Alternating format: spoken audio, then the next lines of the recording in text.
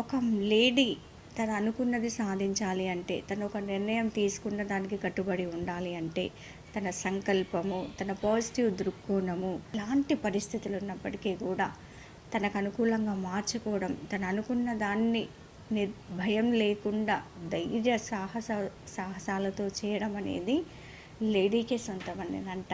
ఎవరైతే ఉన్నారో లేడీ ఏది చేయాలనుకున్నా కూడా వాళ్ళకి నెగిటివ్ ఫీడింగ్ ఎక్కువ శాతం ఉంటుంది, తను డిపెండ్ అవ్వాల్సిన పరిస్థితి ఎక్కువగా ఉంటుంది.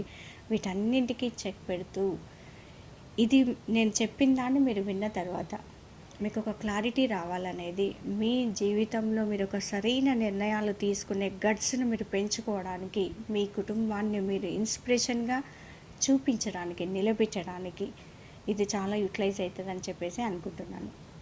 ఒక ప్రెగ్నెంట్ లేడీ, కామన్గా మనం ఎట్లా చూస్తుంటాం, ప్రెగ్నెంట్ లేడీని చాలా అపురూపంగా చూసుకుంటాం, ఎంత గరీబ్ నుంచి అమీర్ వరకే కూడా. ఆంధ్రాలో పేరు వరాలు, అమ్మాయి పేరు వచ్చేసి, ఆమె మళ్ళీ మామూలుగా ఏదో చదువు లేని అమ్మాయి కాదు, ఒక ఎంకామ్ చేసి, అంటే ఒక పోస్ట్ గ్రాడ్యుయేషన్ చేసిన ఒక అమ్మాయి అవుట్ సోర్సింగ్ దాంట్లో పోస్ట్ మార్టం చేసి, అంటే ఒక గవర్నమెంట్ హాస్పిటల్లో తను ఒక అసిస్టెంట్గా జాయిన్ అవ్వడం జరిగింది.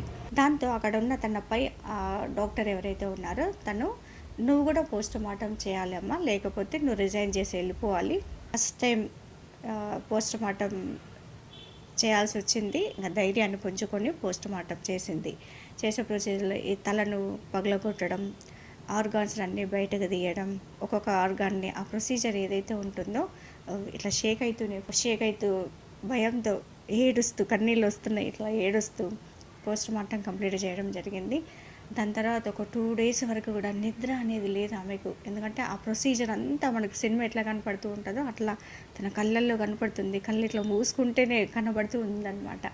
అలాంటి సిచ్యువేషన్ని ఫేస్ చేయడం అనేది జరిగింది. తనని అడిగినప్పుడు, అంటే ఒక మగవాళ్ళు అందులో బాగా తాగి చేసే పోస్ట్ మార్టం, ఒక పోస్ట్ గ్రాడ్యుయేట్ అయిన నువ్వు చేయడం ఏంటి అంటే, నా ఆర్థిక పరిస్థితులకు నాకు వచ్చిన దానికి నేను చేయడం అనేది జరిగింది. దానివల్ల ఆమె ఫేస్ చేసిన అంశాలను ఆమె షేర్ చేసుకోవడం జరిగింది. ఏంటి అంటే, ఇరుగు పొరుగు చుట్టాలు, రక్త సంబంధికులు ఎవరైతే ఉంటారో వాళ్ళు ఈమెను కంప్లీట్గా అవాయిడ్ చేసి, ఏంటమ్మా ఆడపిల్లవి నువ్వు ఇలాంటి పనులు చేయడం ఏంటి, ఇంకో వర్క్ చేసుకో, ఉచిత సలహాలు ఇవ్వడం, కనగా చూడడం, ఇలాంటివి చేస్తూ పూజలు, ఫంక్షన్స్ ఇలాంటివి అయినప్పుడు ఆమెను పిలవడం మానేశారు. ఎందుకంటే ఆమె పోస్ట్ మార్టంలో ఉంటుంది, శవాలను టచ్ చేస్తూ ఉంటుంది, ఆ శవాలను పోస్ట్ మార్టం చేస్తూ ఉంటుంది, అక్కడ ఆ శవాలు దెయ్యాలు అయి తిరుగుతూ ఉంటాయి, ఆమెను మనం ఫంక్షన్లో తీయొద్దు, ఒక పూజ చేసుకుంటే పూజకు సంబంధించిన పుణ్యం మనకు రాదు, ఇలా నానా రకాలుగా మానసికంగా ఎంతో ఇబ్బందిని గురి చేశారు పాపం ఆమెను.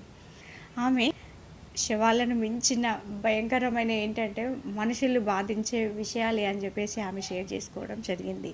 దాంతోపాటు ఇప్పుడు పోస్ట్ మార్టం చేసేటప్పుడు మగవాళ్ళే ఎక్కువగా డ్రింక్ చేసి చేయడం అనేది జరుగుతుంటుంది. దానిపైన కూడా ఆమె డ్రింక్ చేయడం అనేది, అక్కడున్న ఆ అట్మాస్ఫియర్, ఆ శవాన్ని చూసిన తర్వాత భయం వేసి ఆ భయాన్ని పోగొట్టుకోవడానికి, ఆ ఫీలింగ్ నుంచి బయటపడడానికి మాత్రమే తాగడం అనేది జరుగుతుంది. కాబట్టి నన్ను నేను కంట్రోల్ చేసుకుని భయాన్ని అవాయిడ్ చేసిన కాబట్టి తాగాల్సిన అవసరం లేదు. కాబట్టి నేను మామూలుగానే పోస్ట్ మార్టం చేస్తున్నాను. ఒక మంత్లో దాదాపు 25 బాడీస్ వస్తూ ఉంటాయి. సూసైడ్ చేసుకున్నాయి, ఇంజురీస్, యాక్సిడెంట్స్, హ్యాంగింగ్ చేసుకున్నాయి, ఇట్లా అంటే రైల్వే ట్రాక్లు, లేకపోతే ఆఫ్ బాడీ పోయినాయి, అంటే భయంకరమైన శవాలు వస్తూ ఉంటాయి. కాబట్టి డిఫరెంట్ యాంగిల్స్ వస్తుంటాయి. వాటిని అన్నింటినీ కూడా ఫేస్ చేయడం అనేది చాలా భయంతో కూడుకున్న.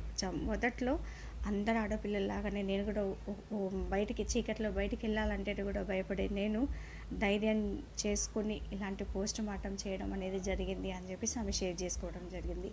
దాంతోపాటు ఆమెకు బాగా బాధేసిన అంశం ఏంటి అంటే, చిన్న విషయాలకు ఫెయిల్ అయిందా అని, బైక్ నాన్న కొనివ్వలేదని, అమ్మ పాకెట్ మనీ ఇవ్వలేదని, ఎవరు తిట్టినారని, ఫోన్ కొనివ్వలేదని, ఇట్లా చిన్న విషయాలకు ఎవరైతే సూసైడ్ చేసుకుంటారో వాళ్ళ బాడీస్ వచ్చినప్పుడు బయట వాళ్ళ తల్లిదండ్రులు అయిండొచ్చు, భర్త అయిండొచ్చు, భార్య అయిండొచ్చు, వాళ్ళు ఏడుస్తుంటే మాత్రం తనకు చాలా బాధేసిందని, అరే ఇంత చిన్న విషయాలకి వీళ్ళు చేస్తున్నారే. నేను దాంతోపాటు ప్రెగ్నెంట్గా తను ఉన్నప్పుడు పోస్ట్ మార్టంకి వెళ్ళినప్పుడు, అంటే అక్కడ పోస్ట్ మార్టం దగ్గర ఉంటుంది కదా, లోపలికి వెళ్ళేటప్పుడు వాళ్ళ బాడీకి సంబంధించిన వాళ్ళే ఏ అమ్మాయి అక్కడికి వెళ్ళొద్దమ్మా అక్కడ బాడీ ఉంది అని వాళ్ళు అడిగేవారంట. ఈమె చెప్పేదంట, ఆ బాడీకి నేనే అండి పోస్ట్ మార్టం చేయాల్సింది అని అంటే వాళ్ళు ఒక్కోసారి షాక్ అయ్యేవాళ్ళంట. ఈ ప్రొఫెషన్‌లో తనకు సంతోషాన్ని ఇచ్చే అంశం కూడా ఒకటి ఉందని ఆమె చెప్పడం జరిగింది. ఏంటి అంటే బాడీస్ వస్తాయన్నమాట. వచ్చిన తర్వాత దాన్ని పోస్ట్‌మార్టం రూమ్‌లోకి తీసుకెళ్ళాలన్నా, లేకపోతే అంబులెన్స్ నుంచి బయటకి తీసుకురావాలన్నా కూడా వాళ్ళ రిలేటివ్స్ ఎవరైతే ఉంటారో రక్త సంబంధికులు, స్నేహితులు, మేము అని అప్పటి వరకు నటించిన వాళ్ళు ఎవరైతే ఉంటారో వాళ్ళని కనీసం బాడీని ముట్టుకోవడానికి కూడా ఇష్టపడరంట. బాడీని టచ్ చేయడానికి కూడా భయపడుతూ ఉంటారంట. చాలా సమయం వరకు వెయిట్ చేసి వీళ్ళే ఆ బాడీని తీసుకెళ్ళి రూమ్‌లో పోస్ట్‌మార్టం చేయడం అనేది జరుగుతుంది. అప్పుడు ఆమె ఫీలింగ్ అనమాట. అరే! ఆ బాడీకి ఇప్పుడు ఆత్మీయులు ఎవరు? మేము. అంటే 6 డేస్ అంటే బాడీ చనిపోయిన తర్వాత లేకుంటే కొన్ని క్రానిక్ కేసెస్ వాటర్‌లో ఉన్నాయి, హ్యాంగింగ్ చేసుకున్నాయి. ఇలాంటి ఏవైతే ఉంటాయో బాడీస్ దాంట్లో నుంచి పురుగులు వస్తుంటాయి అన్నమాట.